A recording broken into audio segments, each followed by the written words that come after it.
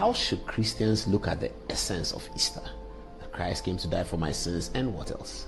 Well, the whole essence of Easter is predicated on the fact that man sinned, and man didn't have the wherewithal to help himself from his sins. Man had everything. He had the knowledge to invent, innovate, create, but man didn't have the resources to cure the problem of sin. So God became a man in the person of Jesus Christ to die on behalf of man as a substitute. All right, so Jesus died on our behalf, was buried, and on the third day he rose triumphantly, defeating sin, death, and the grave. So every year, Christians all over the world and non-Christians alike stand still at the time of Easter to recognize that there was a time when the Savior of this world came into this world, died, rose again, and the Christian faith is predicated on those events, which begins with the incarnation, where God became a man.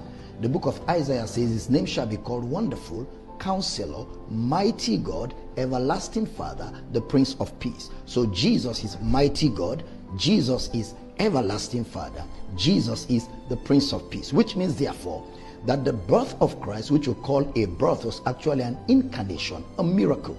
Because Mary said to the angel, how can these things be, seeing I know not a man?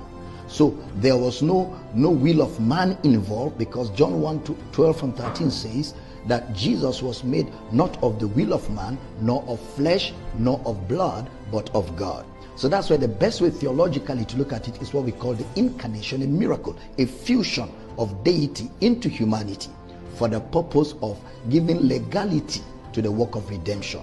Man sinned, man died to save man from sin. That's the whole concept of the Easter. So it begins with the incarnation, the descent of God into humanity, the death of Jesus, his burial, and his resurrection, and consequently his ascension to the right hand of majesty on high. That's why that event sets the tone. It sets the foundation for all of Christian belief, all of Christian practice, and guarantees eternity with God.